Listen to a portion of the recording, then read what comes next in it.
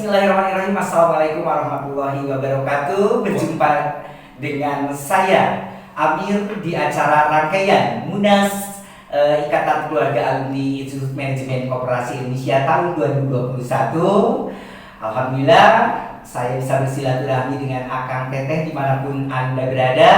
Dan hari ini tentu sesuatu yang sangat istimewa karena kita akan bertemu dengan kandidat IKA IKOPIN untuk 2021-2024. Siapa lagi kalau bukan Kang Entis?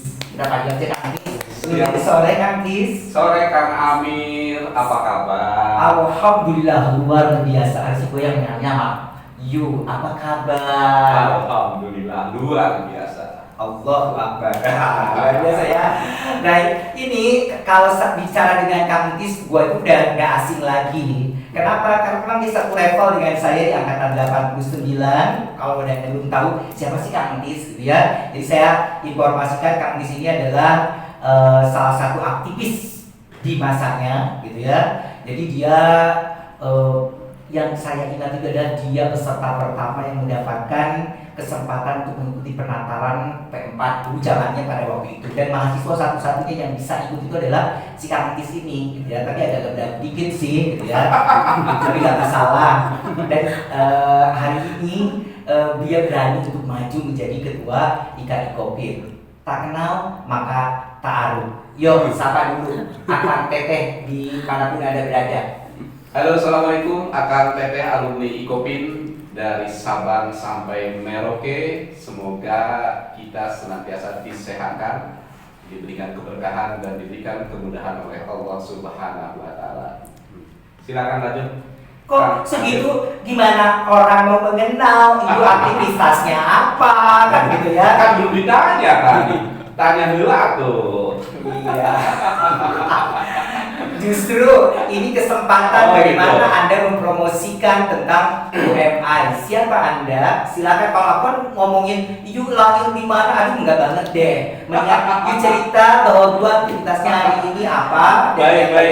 Ya. Ya, Kang Dr. Amir, kita doakan sebentar lagi beliau menjadi profesor. Jadi lulusannya dulu bareng dengan saya itu, alhamdulillah dulu masuk kategori kita lulusan tercepat ya. Tercepat, terbaik dan termuda kalau gue. Gitu. Kalau gue nggak tahu sih. Baik, Kang Amir, hatur nuhun. Saya kira Akang Teteh saya ingin memperkenalkan diri. Saya Andi Sudista, angkatan 8990. Kalau dulu jurusannya namanya penyuluhan, SFMS. Sekarang apa? Kombit ya, komunikasi bisnis ya. Nah, saya dulu saat kuliah, apa yang kata Kang Amir, saya memang cukup aktif diajak oleh para senior. Alhamdulillah, artinya dari bawah sampai ke puncak organisasi di BPM, kemudian di Senat Perguruan Tinggi, kemudian juga di KKBM. Kalau dulu KKBM, sekarang KKB, Koperasi Keluarga Besar IKOPIN. Kemudian juga ya kegiatan di luar lah, ada di ekstra kampus, ada di organisasi kedaerahan, juga ada di organisasi dengan teman-teman mahasiswa-mahasiswa lainnya dari berbagai perguruan tinggi. Nah itu aktivitas waktu itu. Sekarang aktivitasnya adalah sekarang apa ya? Ya sekarang saya lebih banyak mengelola perusahaan di salah satu grup. Ya, grup cukup besar lah, bukan besar lagi, besar ya. Besar di Purwakarta Marajana gitu ya. Ya, ini kan bukan hanya di Purwakarta ya, kita di Indonesia, bahkan kita juga punya beberapa kegiatan di luar Indonesia juga kan gitu ya. Selain juga perusahaan-perusahaan grup yang lain juga, karena saya juga kebetulan pengacara, sehingga menjadi advisor dan menjadi pengacara perusahaan beberapa perusahaan kan begitu. Juga ngajar masih sama kayak Om Amir. Iya, jadi memang profesinya kayak namo. Kayak namo rasanya rame, banyak aktivitasnya. Jadi 24 jam itu tidak cukup. Nah karena sibuknya seperti itu gitu ya. Yang menarik buat gue itu, kenapa sih you mau mencalonkan dari ribuan anggota IKA, you mau maju gitu? Saya kira ini panggilan jiwa ya. Saya pernah ditanya sama Teh Rani tuh, panitia, ya kan, ini saatnya panggilan jiwa itu harus muncul. Itu satu.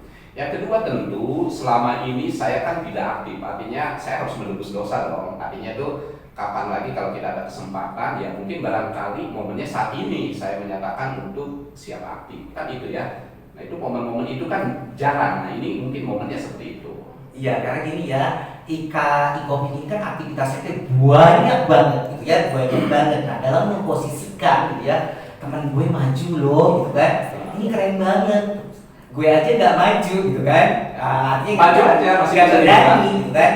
Kata saya tuh, tapi gue tahu bagaimana kiprah perjalanan seorang Inti Sutisna ini gitu ya, dengan aktivitas yang memang tidak lepas selama mahasiswa dan tidak apa namanya ya, tidak ada yang sia-sia. Sebuah proses sampai di titik itu tentu akan mengalami proses. Nah memang banyak aktivis-aktivis IKI Kopim yang mengibarkan benderanya gitu ya. Tetapi kok tiba-tiba muncul tadi katanya adanya panggilan jiwa. Mudah-mudahan ini bener loh ya. Bukan karena ada motivasi yang lain di mana-mana ya. Karena saya sangat mengenal sekali Inti Sutisna ini ya. Nah kemudian yang ingin kita tahu itu kan gitu ya, organisasi ya tak akan berjalan tanpa uang. Setuju nggak? Ada benarnya. Nah, Ya, jadi setuju. setuju ya. Ya. Solusi Organisasi begini, salah satunya kan kita harus mampu menggerakkan potensi yang ada. Saya melihat dalam perjalanan saya menuju proses penetapan calon ketua, saya melakukan roadshow, perjalanan, bersilaturahmi ke berbagai alumni. Ternyata potensinya banyak. Itu satu.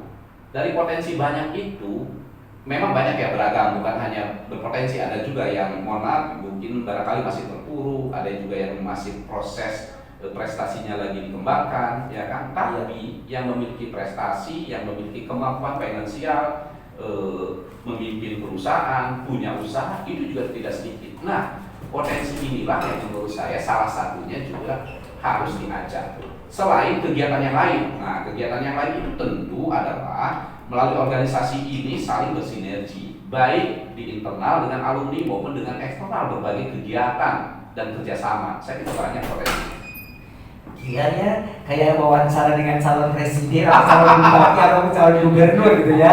Jadi ini tidak dilakukan ya dari segi komunikasi gitu ya.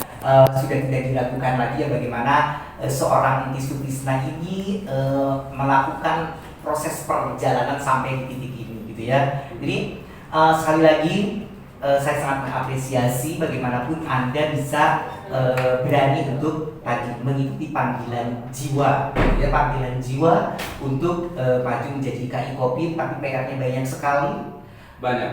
Betul kan? Betul. Dan yang luar biasanya dia sudah melakukan proses perjalanan, ketemu bersilaturahmi gitu ya. Nah ini yang sangat menarik itu kan tadi Anda ketemu dengan orang-orang yang memang sudah berjaya, tapi juga banyak juga gitu kan. Betul. Nah bagaimana peran Anda terhadap para alumni yang masih mencari kan kalau itu ku mencari arti kehidupan. Nah dalam hal ini bagaimana memposisikan Anda sebagai ketua untuk bisa bertanggung jawab kepada anggotanya yang masih belum mapan lah, belum sejahtera. Saya kira gini, kita bukan berarti mensederhanakan ya. Mari kita lihat konteksnya adalah alumni itu kan ada beberapa golongan. Yang pertama yang tadi saya sebutkan, sebagian kecil ada yang sukses, sebagian besar ada yang masih meniti karir, sebagian besar juga ada yang sudah menjelang pensiun, bahkan sudah pensiun, sebagian juga ada yang masih menganggur,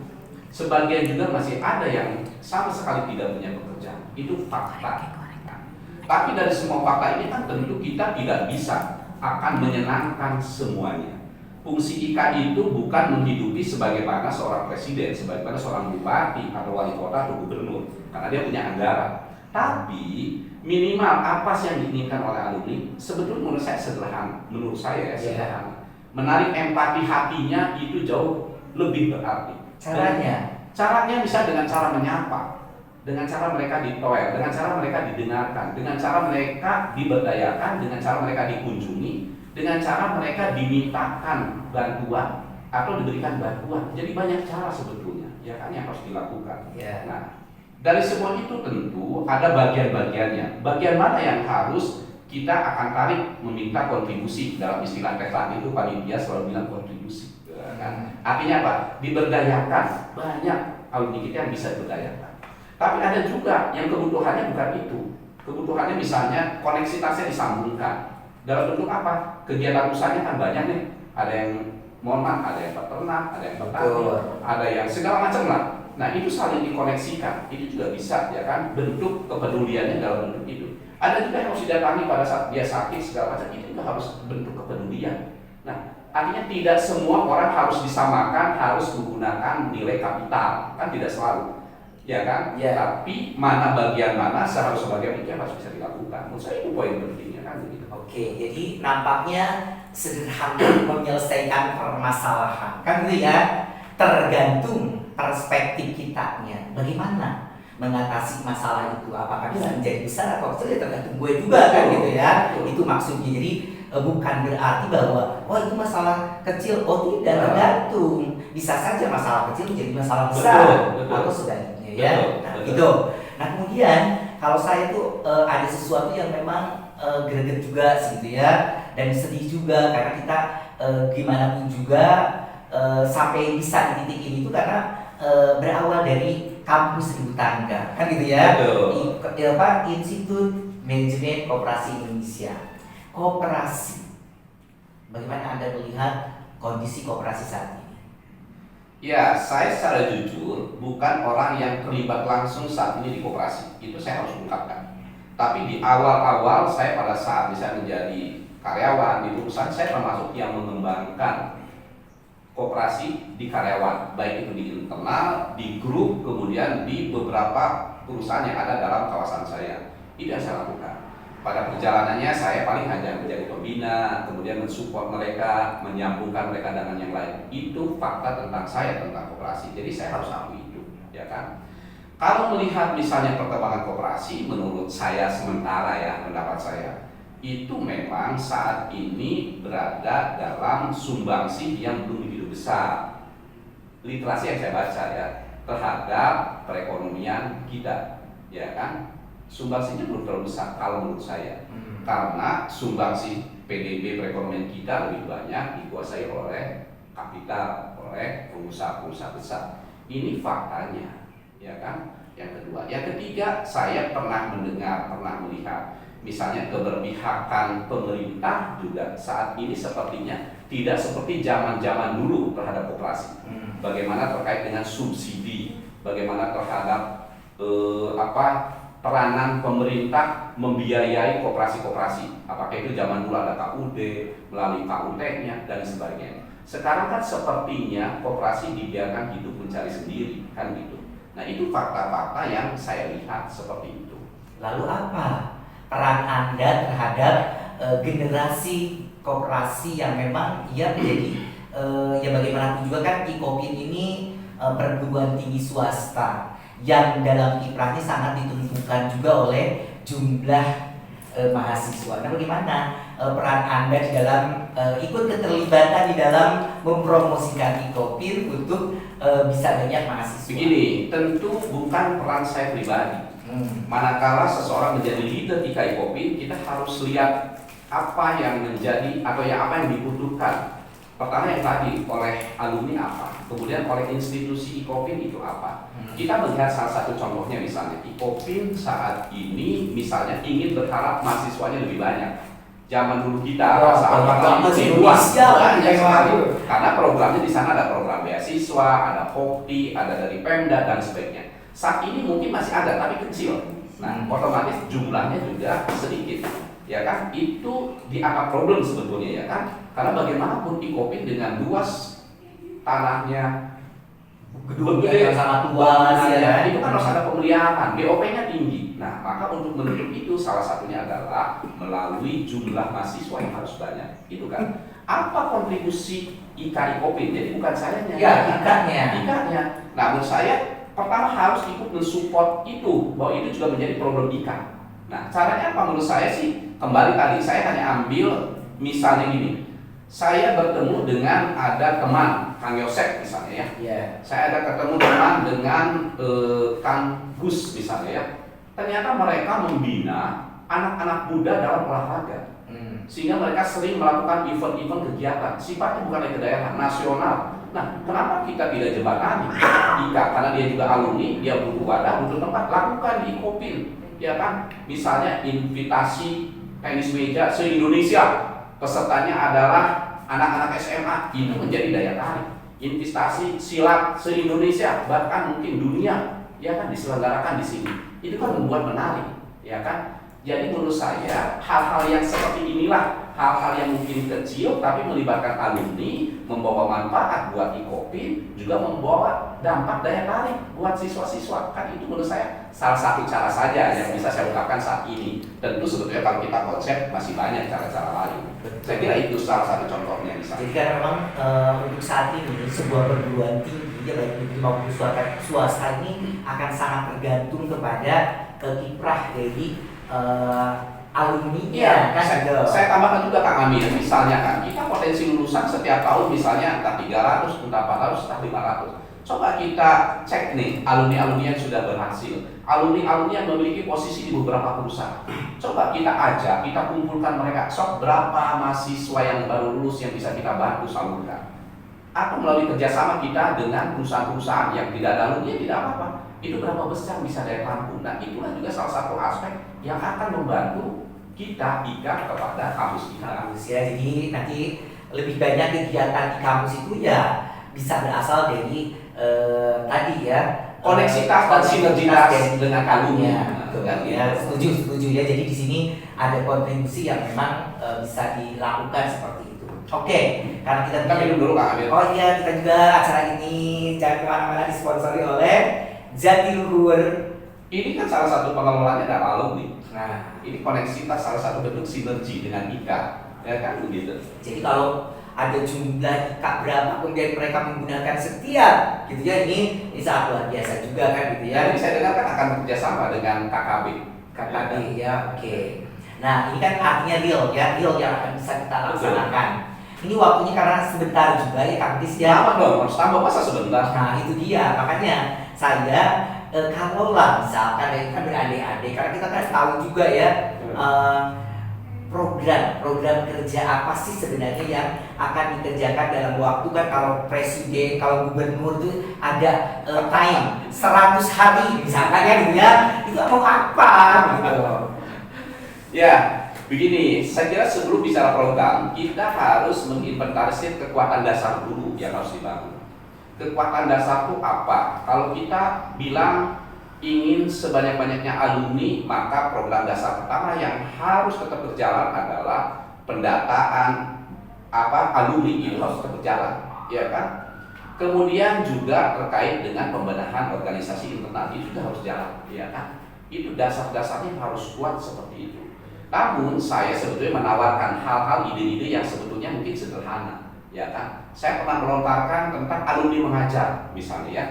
Nah, itu menurut saya hal yang sangat positif bagi alumni bagus, bagi kampus bagus, bagi mahasiswa juga bagus. Kenapa bagus? Alumni yang selama ini ada di luar berkiprah menjadi pengusaha, menjadi apapun, bukan dosen, non dosen ya. Kalau Kang Amir nggak ada masalah ngajar ya kan. Tapi banyaknya kan, mohon maaf, dosen juga prakteknya mungkin kurang ya, tapi teorinya banyak.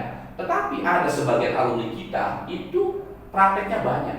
Motivasi itulah yang dibutuhkan oleh mahasiswa kita, ya kan? Motivasi itu, bagaimana dia sampai jenjang karir sebesar itu, setinggi itu yang dibutuhkan. Nah, maka alumni mengajar ini salah satu menurut saya harus dikembangkan, harus diberdayakan. Ini hanya salah satu contoh saja. Yang kedua misalnya terkait dengan kita kan butuh yang tadi disebutkan, anggaran butuh nggak butuh, ini problem, ya kan? Organisasi tanpa anggaran nggak bakalan jalan. Nah, maka kita ingin membuat kayak kamar dagangnya Ikopin. Nah, itu adalah badan yang akan mengkolek alumni-alumni mana yang punya keberhasilan, termasuk juga dengan lembaga-lembaga mana harus ada kerjasama. Endingnya adalah apa? Akan mendapatkan penghasilan dari kerjasama itu, apapun bentuknya, bisa dalam bentuk training, dalam kegiatan bersama, dalam bentuk MOU, apapun. endingnya adalah mendapat penghasilan. Dari penghasilan itu tentu sebagian adalah untuk yang melaksanakan kegiatan, tapi sebagian harus ada dong kontribusi untuk organisasi, sehingga tidak ada tuh organisasi misal sampai tidak ada anggaran. Itu menurut saya yang harus dilakukan. Ya kan? Program lainnya bisa begini, saya sederhana. Saya mengusulkan akan ada disebut Biro Bantuan Hukum.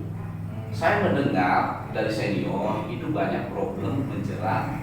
Adalah kejadian pengurus kooperasinya yang terjerat hukum itu butuh bantuan. Nah, menurut saya Biro Bantuan Hukum ini bukan hanya untuk kooperasinya saja atau alumninya, juga bisa buat keluarga, juga bisa buat institusi. Bagi saya, mohon maaf ya, alumni COVID yang menjadi praktisi hukum, mendirikan seperti itu tidak hal yang sukar gitu ya, karena kita punya jaringan, punya kerjasama dengan berbagai lembaga bantuan hukum. Saya kira itu poin-poinnya. Namun sebenarnya banyak, tapi kan nggak cukup. Nanti saya catat, nanti saya berikan ke panitia, nanti dirumuskan. Ya kan? Iya. Kang Amir, apa saja nih aktivitas sekarang selain dosen? Ya biasa cowok panggilan ya, cowok panggilan simatupang, cowok panggilan siang malam tunggu panggilan. Walaupun di era COVID pandemi tetap masih banyak yang virtual ya sifatnya. Ya alhamdulillah lah Kak, masih bisa bersilaturahmi. Terakhir kapan ya ketemu? Hanya by Enggak, terakhir ketemu video langsung. call kan? Ketemu langsung. Oh enggak, today. Enggak, terakhir Terakhir di waktu Lembang. Lembang ya. Apa waktu reuni di tempat saya? Reuni di tempat you. Lu menikah nggak ngasih tahu, tiba-tiba nikah, mantap kan? Dulu reuni pernah di tempat saya. Pernah sih. Satu fakultas, bahkan jurusan juga pernah dua kali reuni di tempat saya. Kali ini kamu ada reuni di Jadi tempat kalau di saya. angkatan 89 FMS itu ya nama antis itu udahlah pasti donatur, dan waktu siapa sih Karena ini jadi artinya dia mempunyai kepedulian yang tinggi juga kalau ada pokoknya dia mah di ini aja asal di kontak kan gitu ya. Jadi kalau nggak diberitahu ya dia nggak cuma cari tahu gitu ya. Tapi kalau kita kegiatan kita udah sangat hafal sekali ya Kang Tis ya. Nah jadi gini, karena saya lagi juga jadinya ini luar biasa ya. Jadi kan hari ini sekarang ini dengan kemajuan teknologi itu bisa lakukan seperti itu ya. Ya. Oke. Nah terakhir Kang Tis ya. Jangan terakhir dong. Iya dong, karena memang kita punya waktunya terbatas kan gitu ya. Nah gini Kang Tis, tadi programnya kita sudah jelas ya, dengarkan dengan luar biasa. Sekarang endingnya aja statement Kang Tis. Bagaimana orang mau mempercayai Kang Tis untuk memilih lah kalau istilah nama kita namanya cek tanaman kan sebenarnya mana atau tidak juga no problem kan gitu ya, tetapi justru ini tadi kembali pada panggilan jiwa. Ya. Nah kira-kira apa yang mau disampaikan? Saya kira gini, saya bukan tipikal orang yang mengajak pilih saya, tidak ya. Karena apa? Memilih itu adalah urusan hati. Betul. Itu yang paling pertama. Memilih itu urusan hati. Maka memilah sebelum memilih itu jauh lebih baik. Melihat sebelum memilih itu jauh lebih baik. Dan itu saya serahkan ke Akang Ketek. Itu satu. Yang kedua, kita ini adalah dalam rahim yang sama, alumni COVID.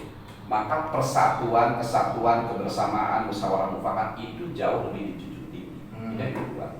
Yang ketiga, jadikan konstelasi Munas ini adalah sebagai ajang kebahagiaan, ya kan, ajang kebersamaan. Betul. Terlepas dari hiruk pikuk pro kontra perdebatan para masing-masing tim sesnya. Iya. Itu adalah hal biasa. Jangan dijadikan bahwa ini adalah sebagai sebuah permusuhan. Kita saja misalnya konsentrasi berdua, pada akhirnya kita duduk bareng, nggak ada masalah. Ngapain kita terlalu harus dimasukkan dalam hati? Nah, yang keempat, saya mengucapkan terima kasih kepada kawan-kawan Akang Teteh, siapa saja alumni Ikopin, khususnya rekan-rekan yang kemarin pada saat sebelum ada pencalonan, ada kawan-kawannya Kang Agus Silmi, rekan-rekannya Kang Merdi Hajiji, sampai sekarang pada penetapan saya dengan Kang Tajil Asari. Sorry. Mari kita bersama-sama bahu-membahu. Yuk, mari pada saat kita sekarang sudah terbangun, yuk kita berkontribusi apapun bentuknya, sebesar apapun juga bentuknya. Saya kira sudah saatnya kita ini menjadikan IKI Kopin kembali jaya sebagaimana harapan kita kembali pada kejayaan Kopin, kejayaan koperasi, kejayaan kita yang waktu itu luar biasa. Betul. Saya kira itu harapannya yang paling penting, ya kan? Pokoknya sesuai dengan ajas koperasi kan kita selalu kekeluargaan dan Iya. gotong royong. Jadi ya kalau saya sekali lagi mengucapkan terima kasih kepada panitia ya yang sudah sangat luar biasa lah ya mencurahkan waktu, tenaga dan yang lainnya. Saya sependapat jujur, kita berterima kasih ke panitia, ke ketua DPP IKI Kopin beserta jajaran Kang Adi Istanbul dan jajaran, ke SC yang dipimpin Kang Dandan, Kang Rida, Mas Sukri dan jajarannya, juga OC yang dikomandani oleh Kang Firman dan Kang Rani beserta jajarannya. Ini kan luar biasa, ya kan? Juga tak lupa kita kepada kampus IKOPIN beserta pimpinannya. Saya kira itu. Iya. Kan yang paling penting. Jadi kata aku kan gini ya, tadi siapa? Nih Kang Tis, aku mah sudah sangat familiar dengan Kang Tis. Itu siapa lagi? Kang Medi maju enggak? Ternyata enggak juga, gitu ya. Jadi sesuatu yang ya inilah tidak ada faktor kebetulan di dunia ini ya. Selalu memang takdir Allah seperti itu, gitu ya. Tapi ini sangat luar biasa. Kalau ada audit boleh dong tepuk tangan buat Kang Tis yang sama keluarga. Jadi dengan pertemuan hari ini mudah-mudahan sekali lagi Akang Teteh dimanapun Anda berada tidak memilih kan gitu ya, siapapun yang Anda sukai, siapapun yang Anda minati dengan semua program dan yang tentunya kan kalau program itu harus rinci, gimana kita bincang-bincang aja, ngobrol-ngobrol aja, tapi dari awal saya sudah tidak meragukan ya, tidak meragukan dari Ke siapa tidak meragukan? ya kepada kedua kandidat. Karena saya sangat mengenal begitu ya. Nah, tapi untuk angkatan yang di bawah kita udah lulus kemudian baru masuk kan kita nggak tahu juga kan gitu ya. Jadi Akang Teteh ini adalah sosok Enti Sutisna angkatan 89 dari program studi dulu manajemen penyuluhan Fakultas Manajemen Sumber Daya Manusia. Jadi satu angkatan dengan saya juga Amir di manajemen personalia Fakultas Manajemen Sumber Daya Manusia. Calon rektor IKOPIN ya. Aduh, tidak. Amin. Jadi sekali lagi dengan bincang-bincang bersama kandidat ini tentu menjadi tadi semakin kenal, gitu ya, semakin kita yakin bahwa siapa yang akan dipilih. Ini ada masih ingat nggak lagu yang paling berkesan selama di IKOPIN yang menyangkut tentang koperasi? Saya tidak ingat. Secara jujur ada Mas IKOPIN tapi saya tidak hafal. Tidak hafal. Himne IKOPIN? Sama tidak hafal. Aku Cinta Koperasi? Juga tidak hafal. Aduh, kalau kita tes nih, coba. Aku cinta koperasi. Aku cinta koperasi. Aku cinta koperasi.